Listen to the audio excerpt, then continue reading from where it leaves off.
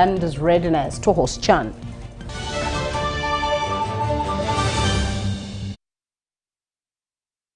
Well, thank you once again for joining us as we delve into the bulletin. President Yoweri Kaguta Museveni has ordered that all money lenders who are still holding national identification cards for Ugandans should, with immediate effect, return them to the owners or else face arrest and prosecution.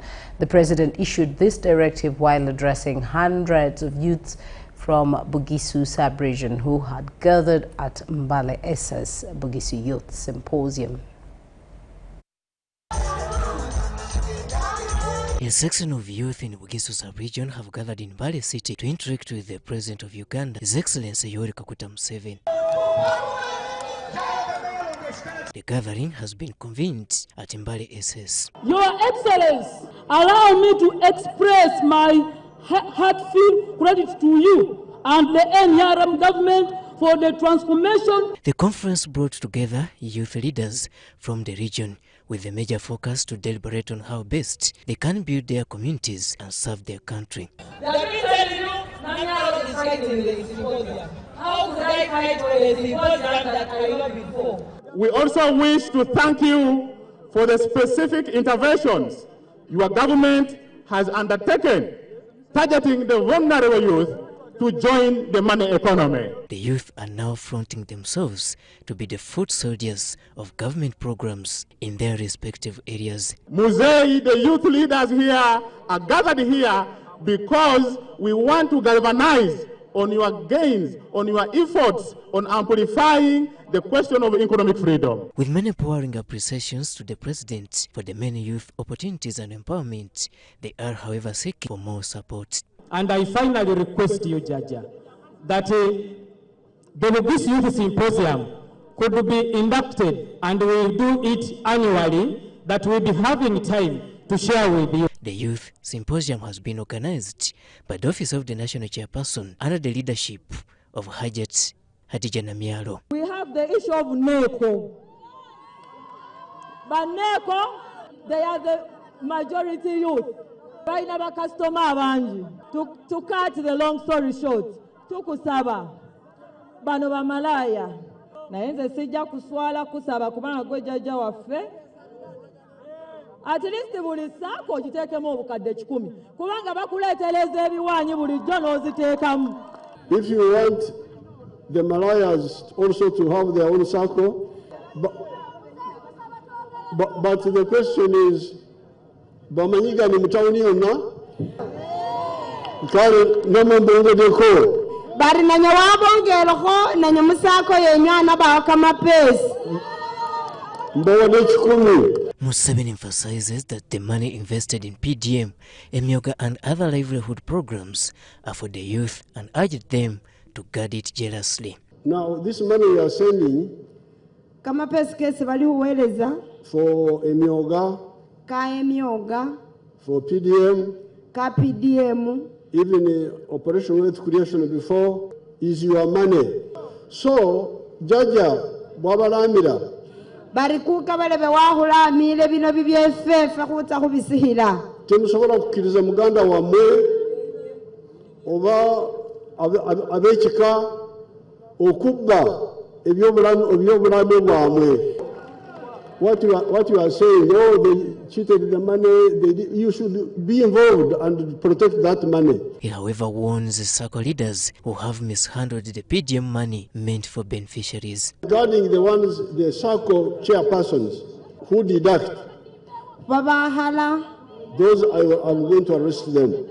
The last nail in the coffin from the president went directly to moneylenders who have confiscated national identity cards for members of the general public. Who has got an identity card of anybody should hand it back.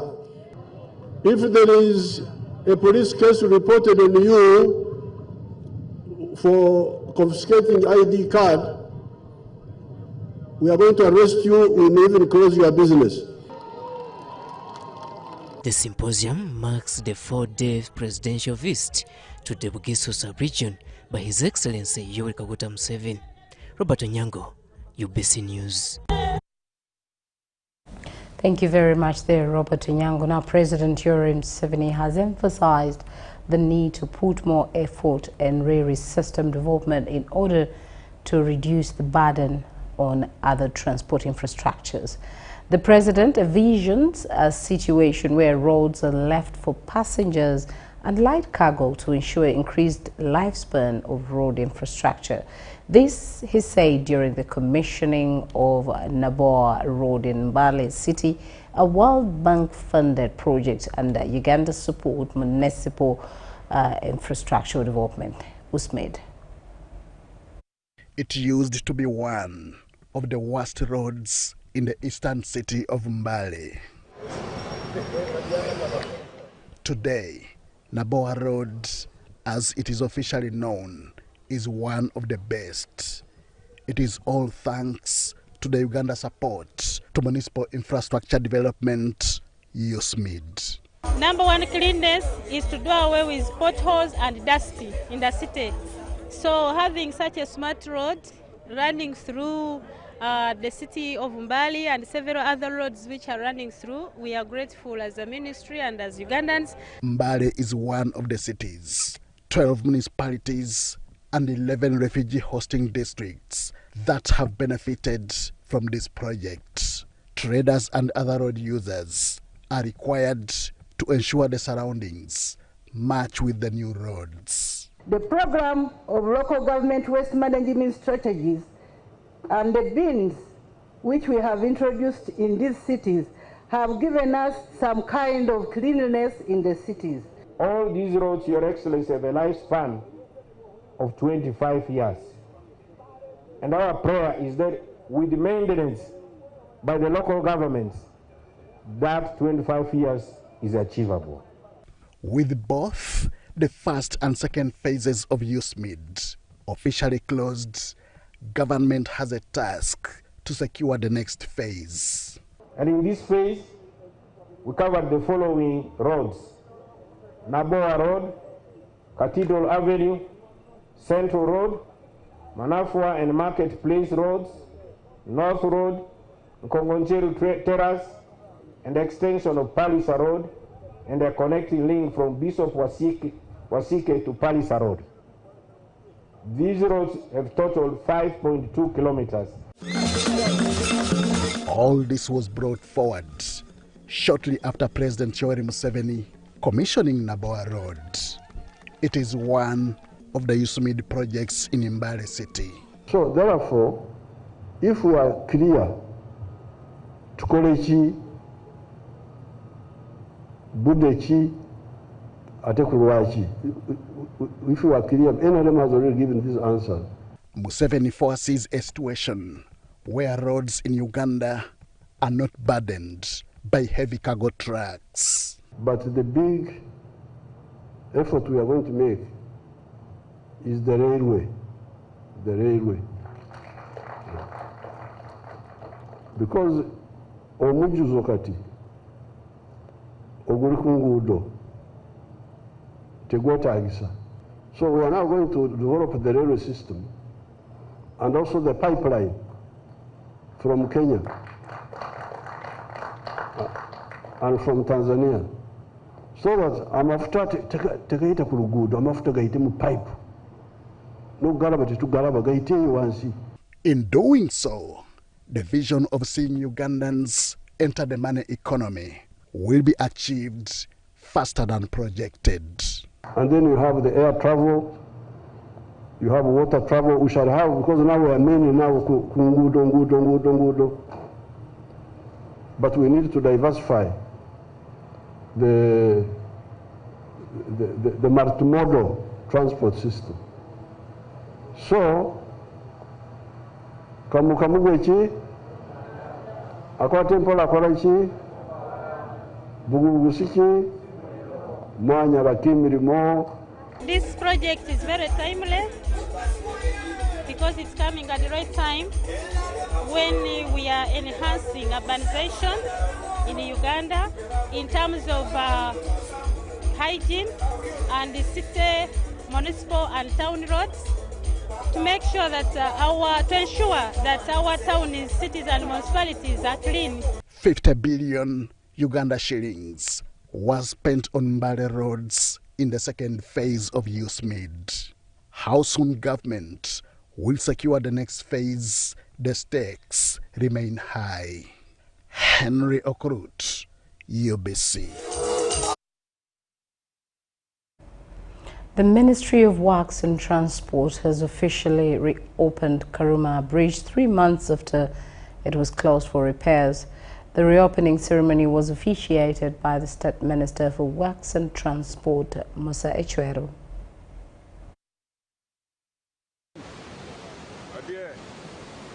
The Ministry of Works and Transport has officially reopened Karuma Bridge after 3 months of complete closure. The bridge had been closed for repairs in September following discovery of cracks.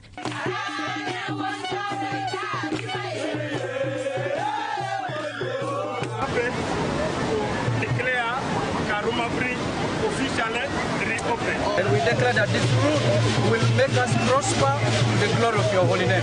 We dedicate it in the name of the Father, the Son, and the Holy Spirit. State Minister for Works and Transport, Musa Echweru, who presided over the reopening, confirmed that the bridge is now safe for use. He assured the public that the bridge is structurally sound, but noted that additional work such as installation of expansion joints and extension of side rails will be completed by January 2025. That we are in very advanced stages to do two things.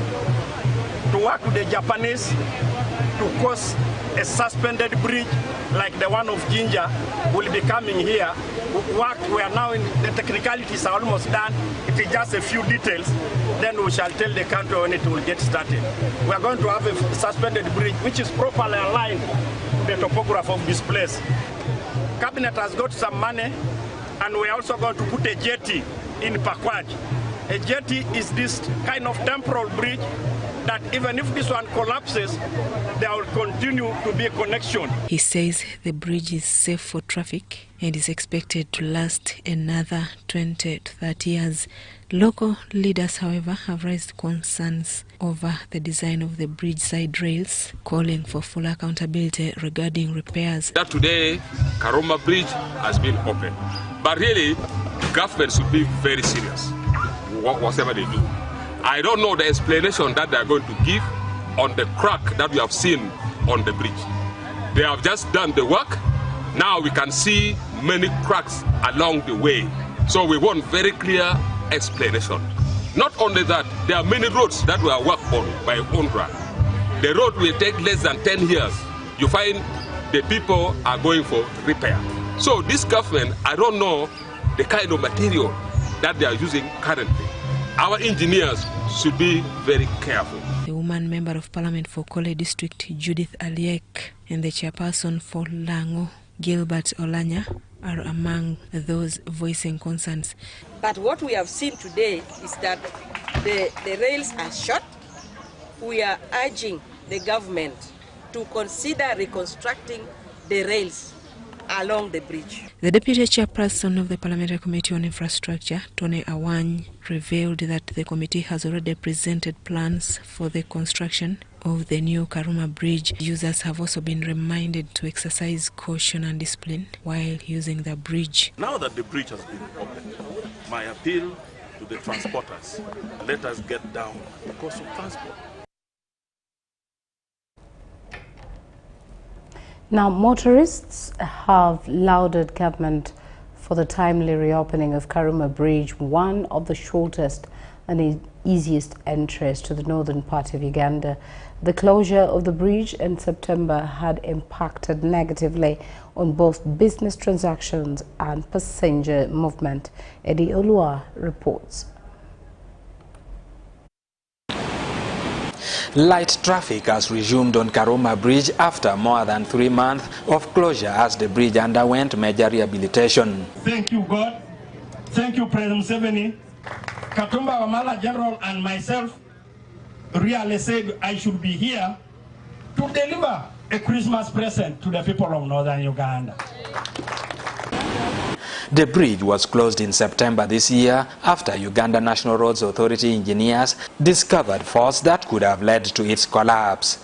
This led to a drastic increase in road fares and inconveniences in movement of goods in and out of the region. This Friday, the bridge was reopened by State Minister for Works and Transport, Musa Ichwera, amid his jubilation for the people of northern Uganda. Motorists in particular applauded government for the timely delivery of the project.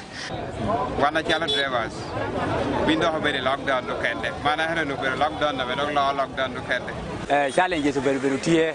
I don't go to transportation. So we are continuing. Yabu we bridge Karoma. You attack. Chalotoya. They are going to do businesses, Honorable Minister. Life is now starting to come back. From now onwards, I think they will appreciate the spirit of advocacy that everybody else put. Area leaders, however, asked for further improvement of the bridge. I will pray still for special consideration for these people of Karoma, of Kamdini, so that they revamp their businesses and get back on their feet. Minister Ichwera also revealed that the new Karoma bridge is yet to be constructed. The bridge is going to be like the one of Ginger. It is going to be a suspended bridge and straight.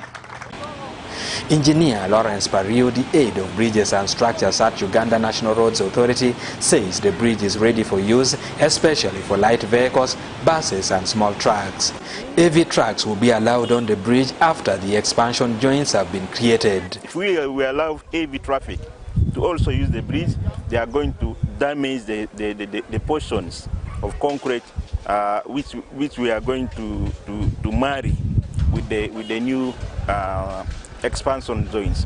Now, for you to drive safe on this bridge, you should be moving at the speed of 20 kilometers per hour. Minister for Justice and Constitutional Affairs Norbert Mao urged the NRM government to use the speeding delivering Karoma Bridge as a yardstick for other projects in the country. That we learn a lesson from what we have seen today, distinguishing between partisan causes and non-partisan causes. What Ugandans want to see is that it doesn't matter from which party the government is. It must serve everybody equitably. And you, our MPs, continue the pressure. You are not mad people. When you shout, the government should come and check why you are shouting. And when they show that they are responding, I'm sure you'll stop shouting. Eddie Ulwa, UBC News. Respond, then you keep shouting. It is like even. Thank you once again, Eddie Olwa. Now, government, through the Ministry of ICT and National Guidance, has come up with a business process outsourcing policy that enables people to work for international organizations while residing in Uganda. This was revealed by Dr. Amina Zawede, the Permanent Secretary of ICT and National Guidance Ministry, while closing the business process outsourcing bootcamp training organized by Help Where Uganda at Makerere University in Kampala. Over 120 out of 400 trained youth have been recruited to work for international companies while in Uganda. This is an advantage to create employment opportunities and prevent brain drain. People who are watching me, these young people are not going to America, but they are going to work for America from Uganda using their computers, their mobile phones, and then Uganda will grow. So we are looking at direct jobs created through BPO, but also other indirect jobs created. If a BPO company comes and sets up here and recruits over 2,000 people, then we shall see the transport industry going because we will have to transport these people. We shall see the food industry going because they have to eat. We shall see the education sector growing because their children have to study. Well-being of parents because they have to look after their parents. So there is a lot to benefit. The youth were trained in customer care service and computer skills, among others. This training is a boot camp for us to get candidates into our pipeline. The skills handled were customer care, everything under customer care. So that includes how do you talk to clients, how do you deal with an angry client, how do you get supervision to help you, what kind of computer skills do you need, Excel, Microsoft, how do you navigate through the Google different applications. And also we have a little bit of coding because some of our clients require back office. The salaries are determined by, so Angela mentioned, we have various different roles. So we have levels of customer service roles. So there's a level 1, entry level, level 2, level 3. We have IT, service desk. We have software engineers. We have finance and accounting. So the skill set, your experience, and then the level of difficulty of work typically determine the pay. The shortlisted youth applaud government for the opportunity to overcome the challenge of unemployment.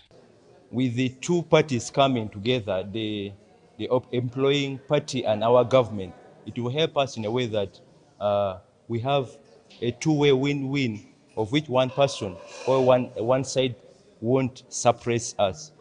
And it's really a great opportunity that every youth, every Ugandan needs to take on. And I'm really hopeful that this is a life-changing opportunity for the many of us that are here. Over 30,000 people graduate annually, and government is creating enabling environments for international companies as an effort to create employment opportunities. Winnie Ainembabaz Katwire for UBC. Minister of State for Local Government Gloria Lushoke has called on the Local Government Finance Commission to strengthen engagement with local communities in order to ensure better and more effective service delivery. Speaking at the event, Minister Lushoke emphasized the importance of collaboration between the Commission and the public, stressing that inclusive engagement is key to improving service quality across the country.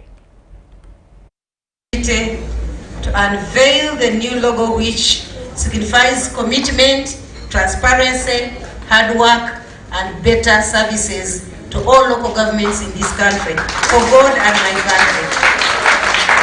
And government has increased their funding. So we're expecting better service delivery down to the grassroots, to the last person.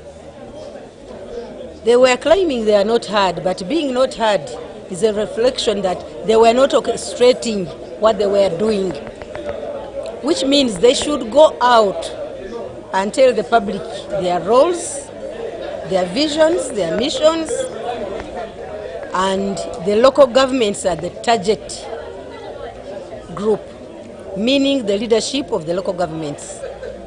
The rebranding is not a mere change of logo and brand mark.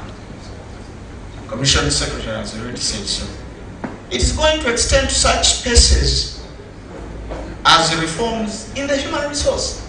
Again, Commission Secretary, Madam Minister has informed you, we have begun a process of having new people, new energy, new vigor in the Commission. The Local Government Finance Commission stakeholders, including local governments, citizens and government partners, have evolving expectations regarding the Commission's role, services and performance. So rebrand is therefore envisaged to address these expectations and reposition the Commission as responsive and an accountable institution. The rebranding marks a significant milestone in our journey, providing an opportunity to reflect on everything that the original Commission brand stood for and everything that we aspire to become as we move into an exciting future. Please come, let's assemble here.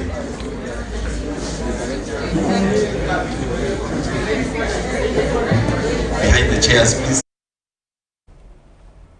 Now, government through the Ministry of Trade, Industry and Cooperatives is committed to support Uganda Free Zone Authority to realize the shared vision of the tenfold growth strategy of expanding the economy from the baseline to a GDP US dollar that is 50 billion in financial year 2022-2023 to US dollar 500 billion in the next 15 years. I, Sheena Namitala Hadija, swear that I will at all times well and truly serve the Republic of Uganda in the office of the Vice Chairperson of the Uganda Free Zones and Export Promotion Authority Board As the first board, your task is shaping Uganda Free Export Promotion Board vision, setting its priorities, and ensuring that it delivers measurable impact is immense. Your success or otherwise will, among other things, be judged based on how you guide this process. I urge you to approach this task with a deep sense of purpose. As you assume responsibilities, I urge you to prioritize the following: good governance and accountability. The effectiveness of Uganda Free Zone Export Promotion Authority depends on transparency, accountability, and ethical leadership. As a board, you are entrusted with ensuring that these principles are upheld at all times. I, Emmanuel Mutahonga, swear that I will at all times well and truly serve the Republic of Uganda in the office of Member of the Board of Directors of Uganda Free Zones and Export Promotion Authority, and that I will observe, support, and uphold the Constitution.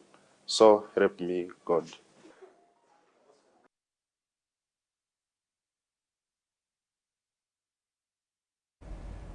Well, it's time for us to take a short break and then return with the next segment. Stay with us.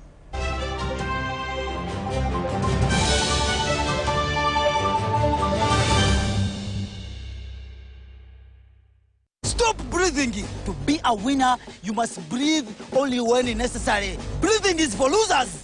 What is that? Did I give you permission to sweat? You can sweat in your free time. Push the arms straight. Winning is hard, but with MTN Momo, it's easy. Simply pay or shop with Momo for a chance to win mobile money every day. Use the Momo app or dial *165*3#.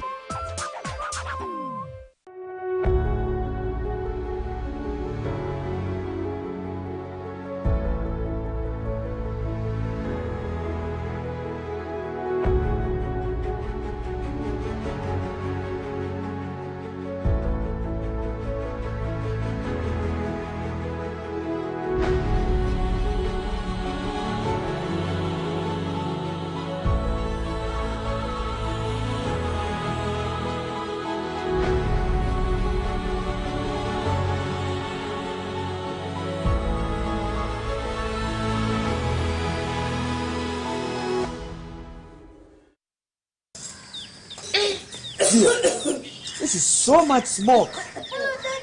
How you doing? My friends told me about an affordable solution. They're called Greenergy BioStove. Very clean and very safe. Let me call them right away.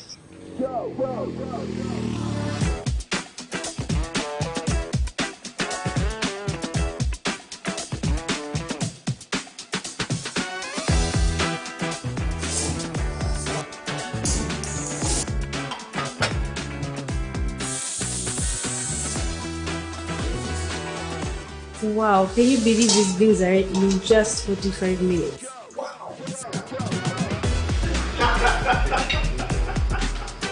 Greenergy ethanol stoves and fuel. Enjoy cleaner, healthier and affordable cooking. Cook your food in less than 2,000 shillings per day. No charcoal. Stop deforestation. We are looking for agents across Uganda. Greenergy, Bible Corner.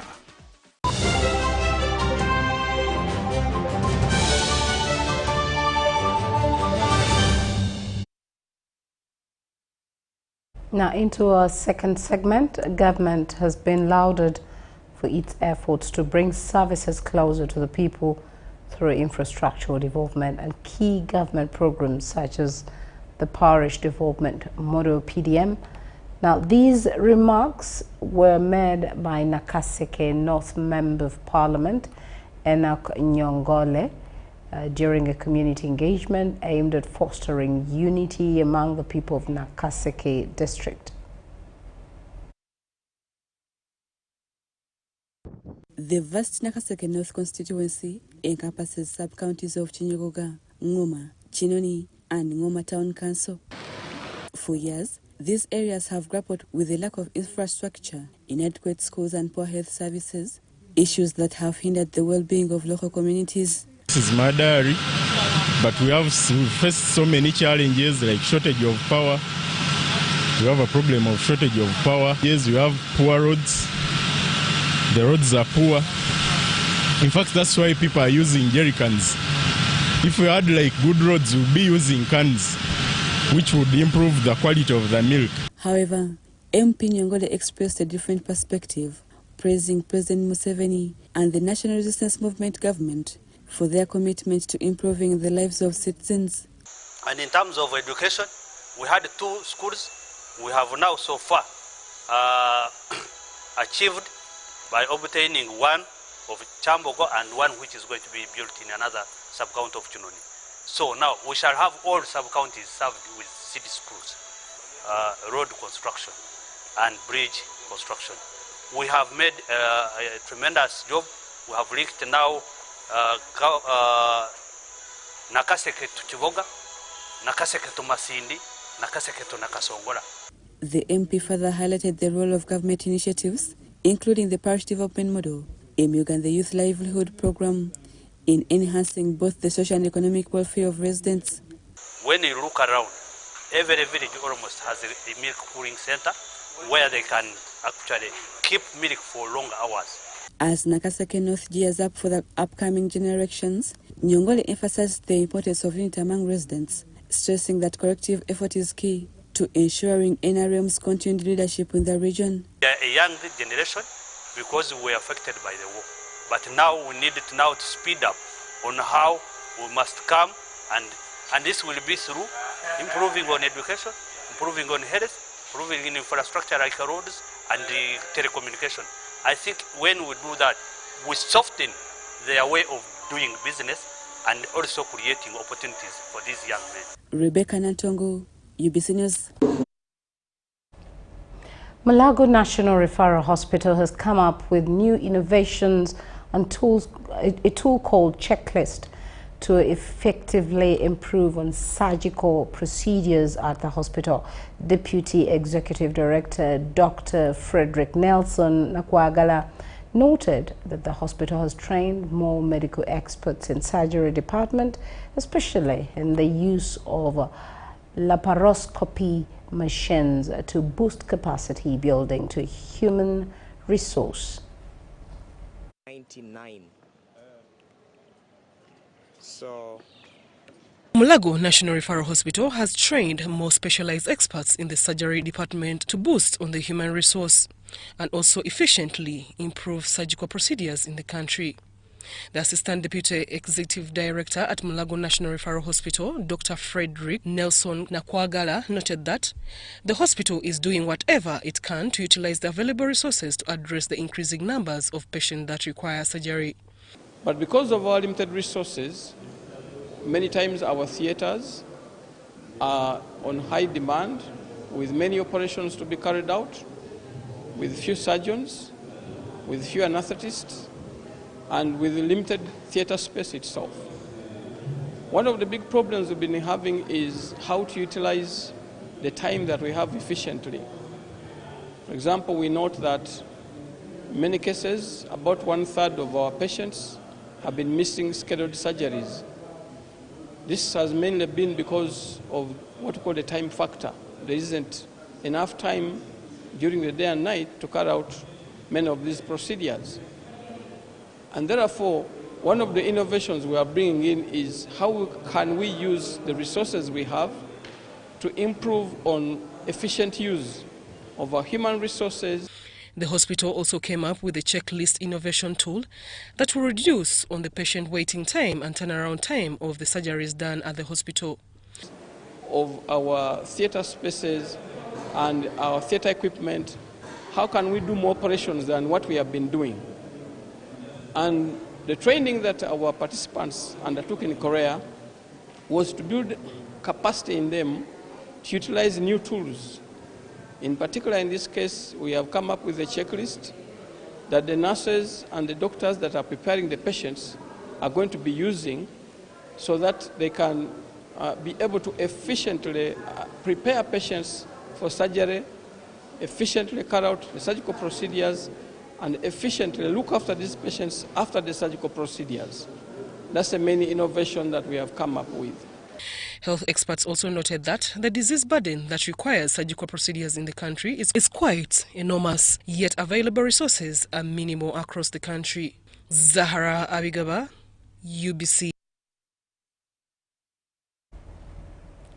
National Midwives Association of Uganda has held a community dialogue to empower and educate mothers, caregivers and frontline health providers to prevent and effectively manage excessive bleeding and timely reduction in maternal mortality rates. And then also the dialogue was held at Nansana Ganda in Wakiso district. This is Catherine Nantaba, a resident of Nansana Ganda and a survivor of postpartum hemorrhage. Ng'osanga omusaayi gutandika okufukumuka kasita omwana owokubiri yavaayo omusaayi gwafukumuka omuyitirivu basijja kugamba nti olubuto olwamala ennaku 2 nga lunnuma ennaku ziri lwasirika ebisa ne bimala ne bitandika butandisi bupya nentuuka ku ekyo naye navaamu omusaayi mungi ddala. Her story is one of many, shedding light on the urgency of addressing postpartum hemorrhage in Uganda. The National Midwives Association of Uganda, led by its president, Annette Evelyn Kanyunyuzi, emphasized the importance of sensitizing communities about the causes and prevention of postpartum hemorrhage. Is to hear their side of the story, how best we can work with the communities, especially to reduce on the myths and misconceptions, but also to get feedback on aspects of respectful care. So because we know that quality of care is paramount at every facility. Once you go to a facility, a well-trained health worker, health provider should be able to attend to every mother who comes to the facility. Participants at the dialogue, including health professionals and community leaders, praised the initiative as a timely intervention. So, knowledge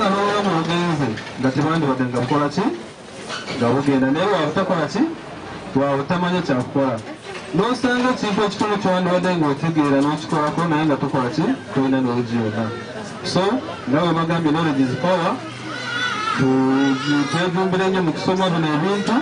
The dialogue is part of broader efforts to reduce maternal mortality in Uganda. We've improved availability of essential commodities in a number of our government facilities. But what we are seeing now is that we are seeing a little bit of extortion where before these commodities are given to patients, they have to first pay.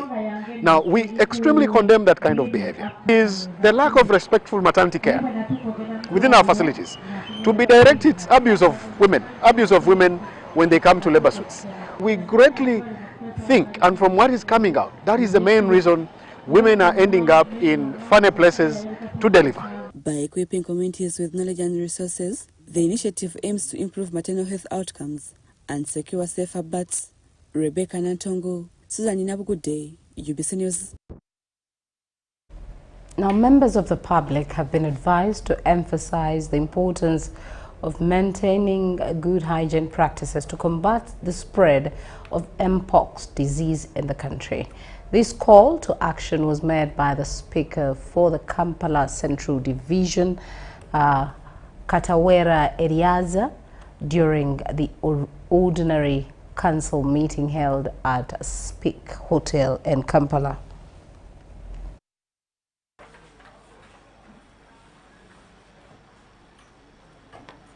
Honorable Katawera Erieza Balwene has urged leaders to utilize their platforms to raise awareness on matters concerning Mpox disease. An Mpox outbreak, Kampala, that is monkeypox.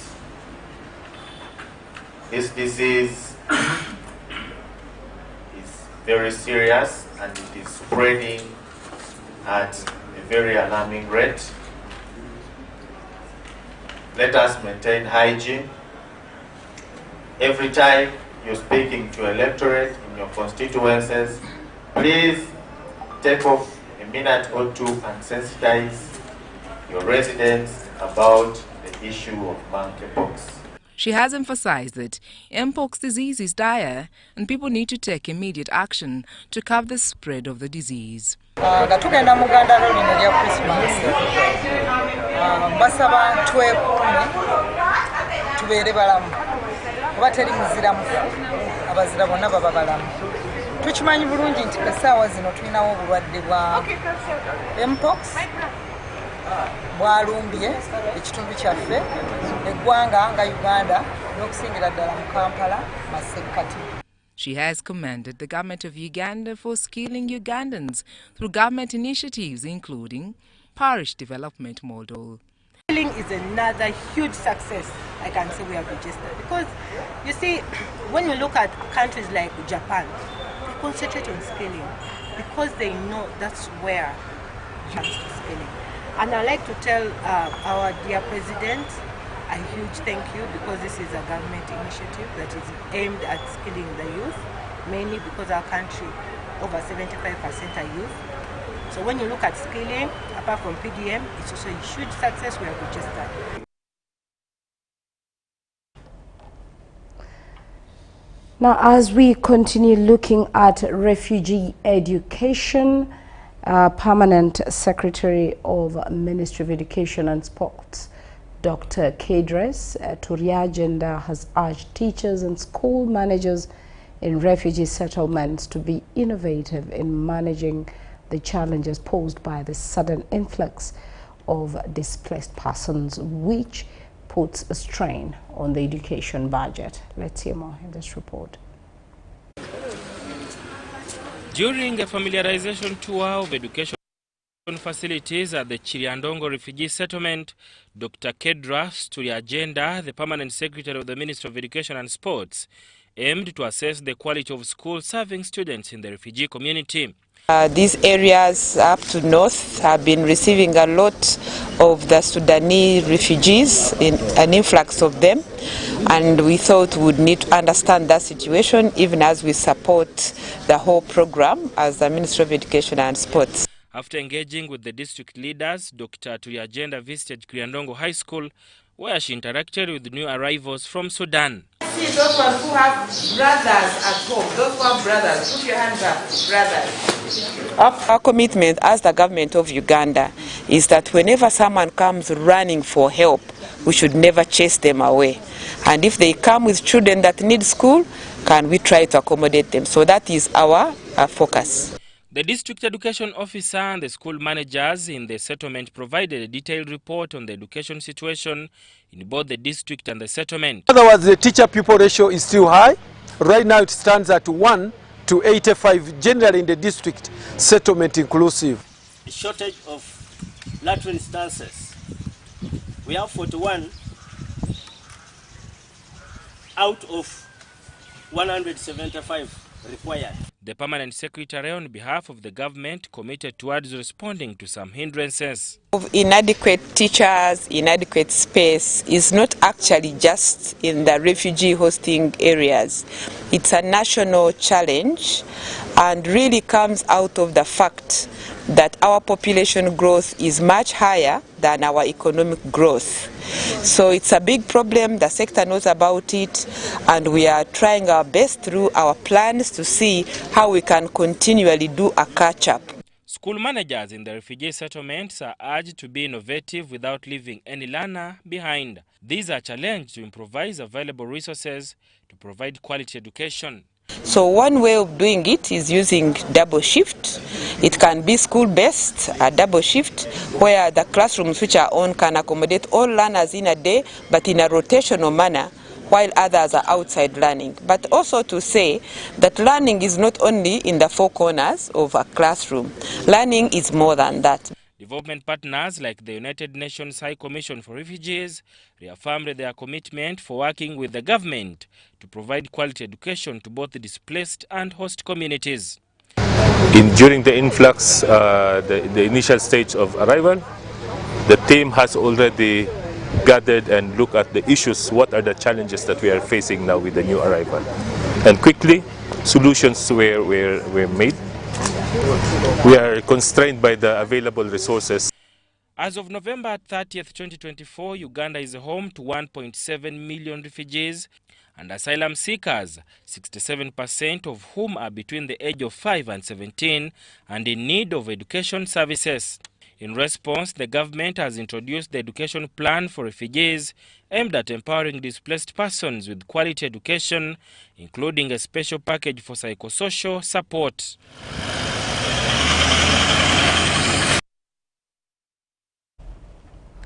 Now, in another story, Uganda Professional Drivers Network has commended government for the recently passed amendment to traffic and road safety laws aimed at curbing overspeeding. Let's hear more in this report.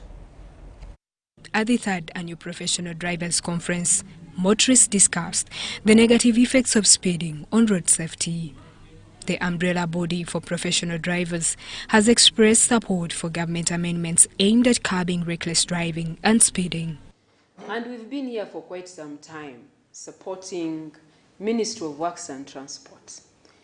And the main role of Global Health Advocacy Incubator is mainly to push for policies that save lives.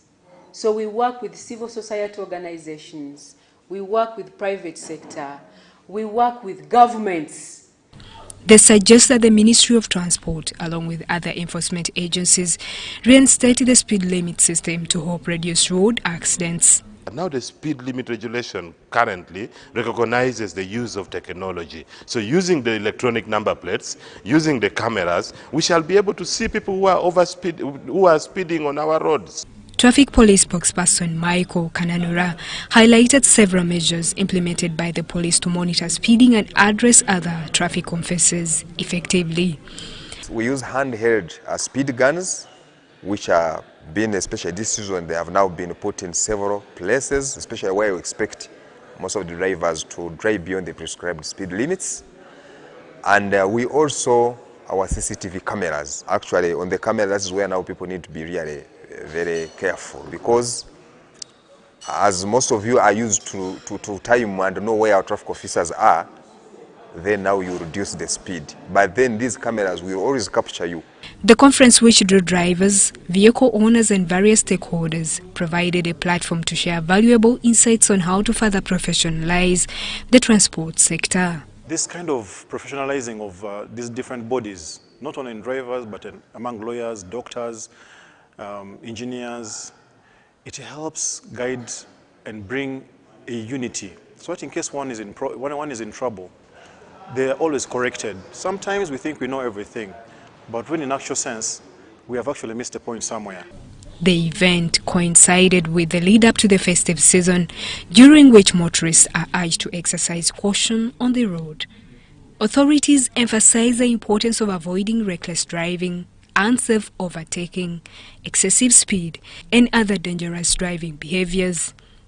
The traffic police have assured the public of increased operation to deal with errant drivers during this busy period.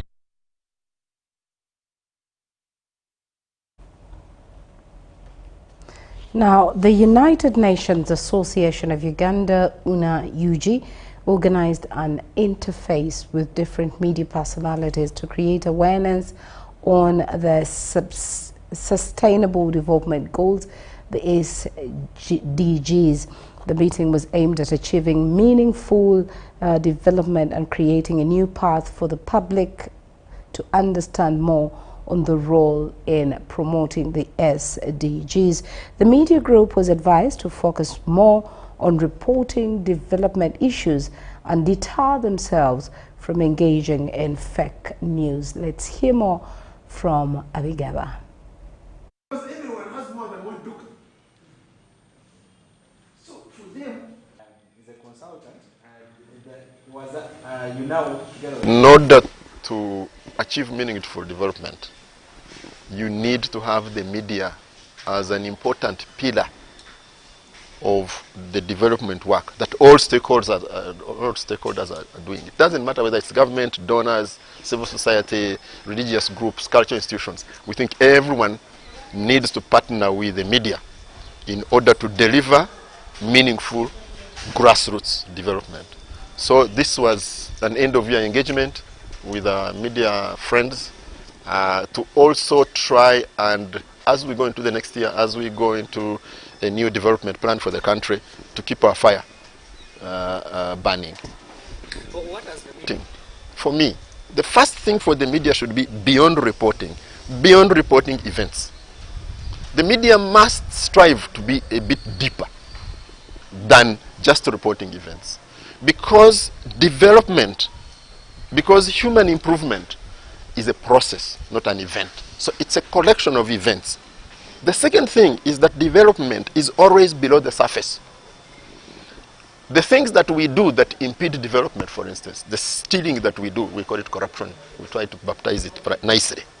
But the stealing that we do, for us who are privileged to be in places of resource acquisition and allocation, the media needs to scratch it a little deeper.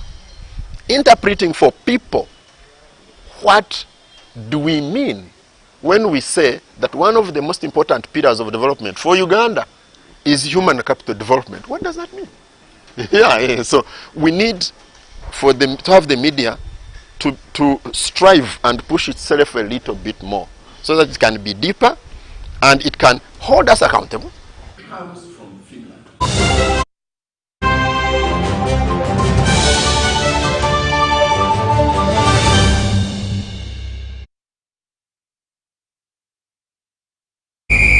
To be a winner, you must have the discipline of a tiger. But when fueled with MTN Momo, winning is easy. Simply get your phone and use the Momo app or dial *165*3#, enter merchant code, enter amount, enter your Momo PIN, and pay. Congratulations! Your car is happy, and now you stand a chance to win mobile money with MTN Momo. There is myths that so many of you live by. If your eye is twitching, it means you're going to see someone you like. If it shines and rains at the same time, it means a leopard is giving birth. If your hand is itching, it means you're going to get money. If you see an owl, it means somebody's gonna die. If you hear of a disease outbreak, just know it is in a village district at the border next to some suspicious country. You will want to scratch that last myth because Mpox is in 19 districts and Kampala is among with dozens of cases. Please stop going around checking anyone's hand. Mpox kills. Protect your loved ones.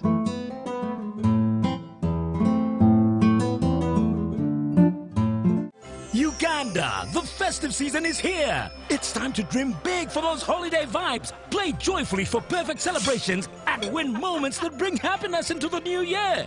I'm gonna shoot my brother. I'm gonna shoot too. Whether you're dreaming with your family, playing under the Ugandan sun, or celebrating with loved ones, let joy, love, and laughter guide you this festive season. I'm almost home, Chacha. Every ticket is your chance to make this holiday even brighter. Big gift, I promise you. Stay safe, spread kindness, and let the spirit of play light up your holidays with magic and joy in 2025. Happy Holidays, Uganda, from Ituba, the proud operator of the Uganda National Lottery.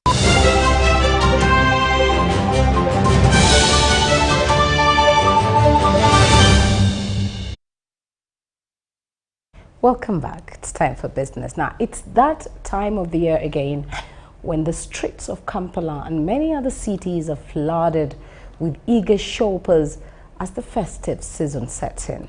With Christmas just around the corner, thousands are flocking the shopping centers and malls to grab the last-minute gifts, decorations, and holiday-related merchandise. Sadal Mobile has more.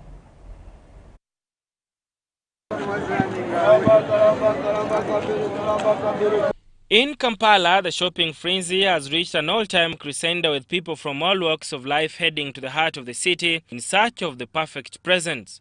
From the major malls, bustling street vendors, Kampala is alive with the spirit of the season.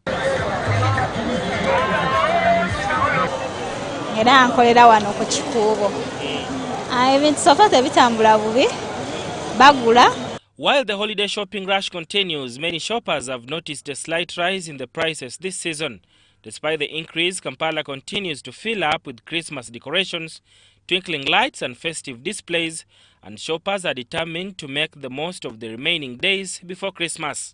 It's very busy and chaotic, and you have to be serious with your bag, otherwise you can lose your money. But when you enter inside, in the shops, the prices are different from what is outside. And what I've realized, some people are selling old stock. Those are the people who are out. Some of them are selling old stock.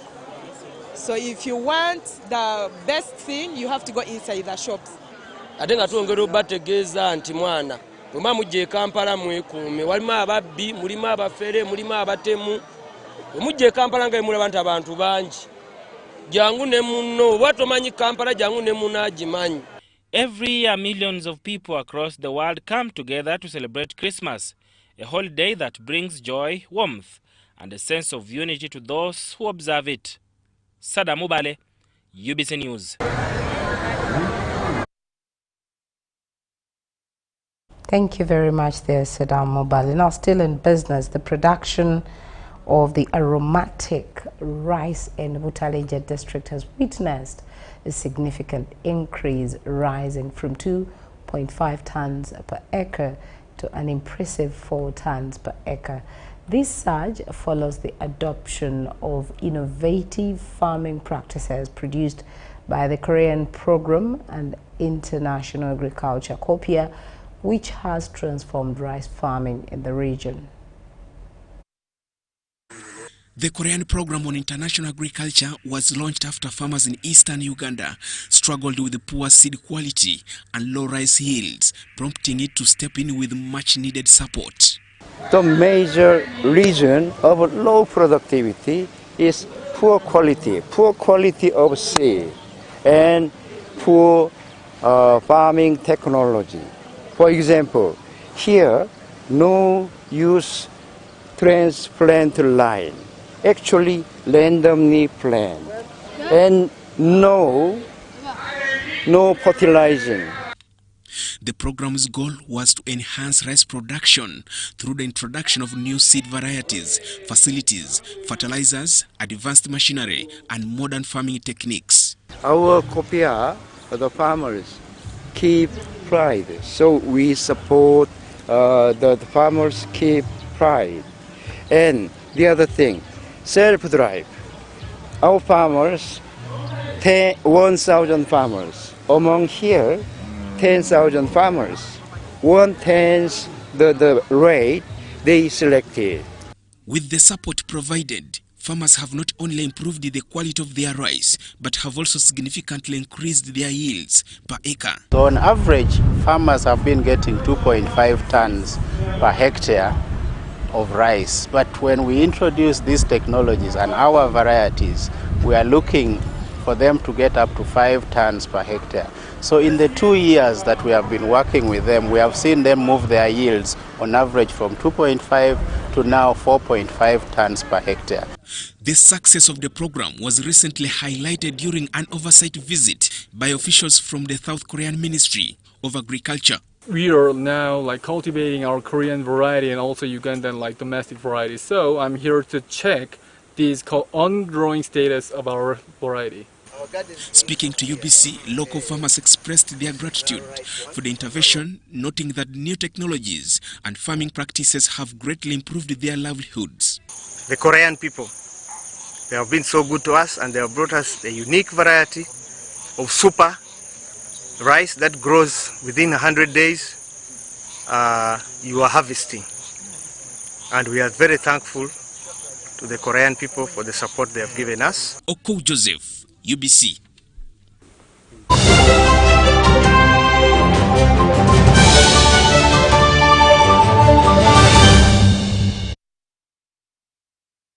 Quickly into the world of sports, the Confederation of Africa Football Association President Patrice Motsepe is impressed by the strides Uganda has taken in the readiness to host the Championship of African Nations. That is next year. Let's hear more from John Barnes Centum.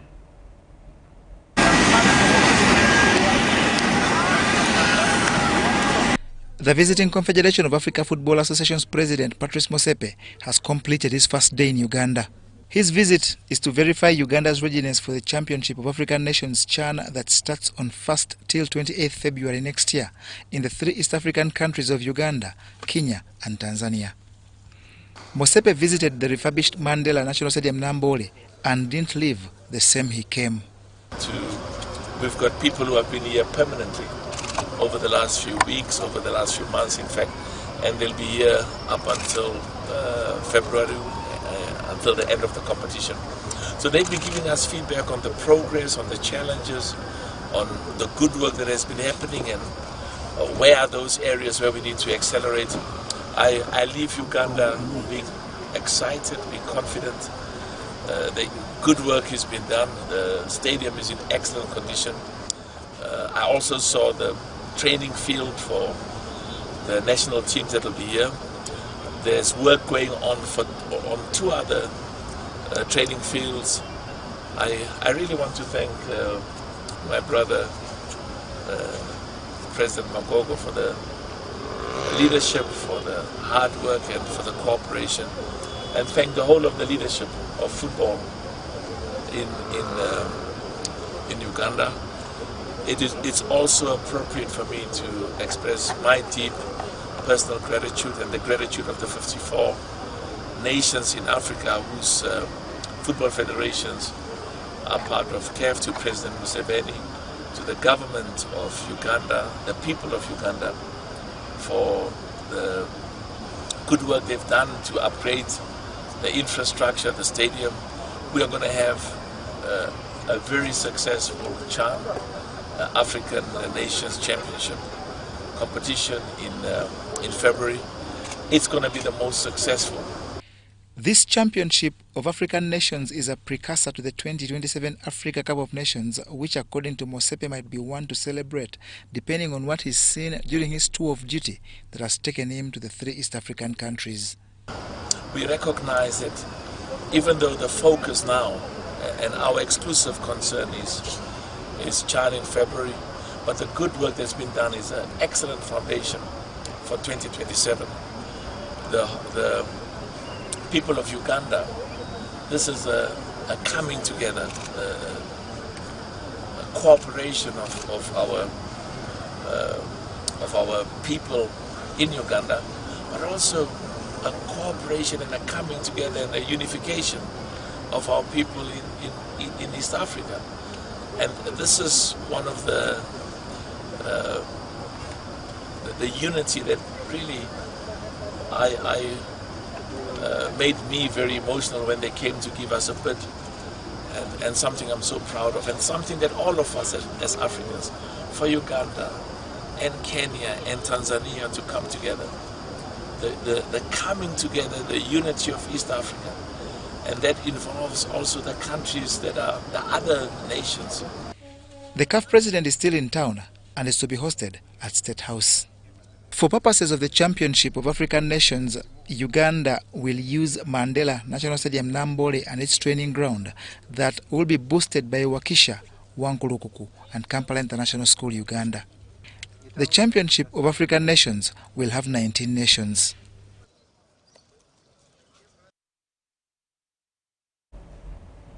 And that's all we had time for, right from 8 o'clock. My name is Patricia Lukoma Mpango. I will sign out and say good night, but UBC programming continues. Stay with us.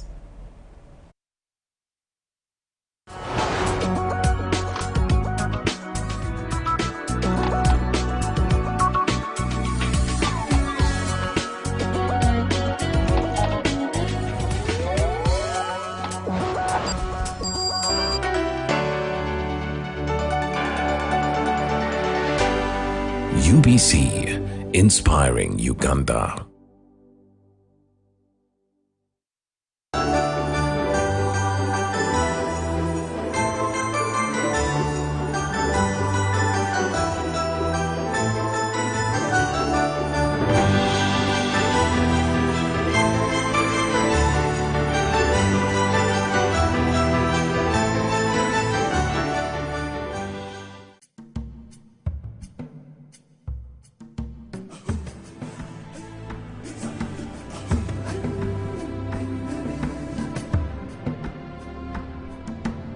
Welcome to Good Morning Uganda, your go-to morning show to kickstart your day with all the latest updates. Let's dive deep into issues that matter most to you. In a world of stories waiting to be told, the headlines are your guide. Navigate the currents of news and knowledge with our daily updates of newspapers. Stay informed, stay empowered. From the roar of the crowd to the thunder of victory, witness the drama unfold with our sports updates. Whether on the field or in the stands, join us as we celebrate the spirit of champions. Rise with Good Morning Uganda, weekdays from 6:30 a.m.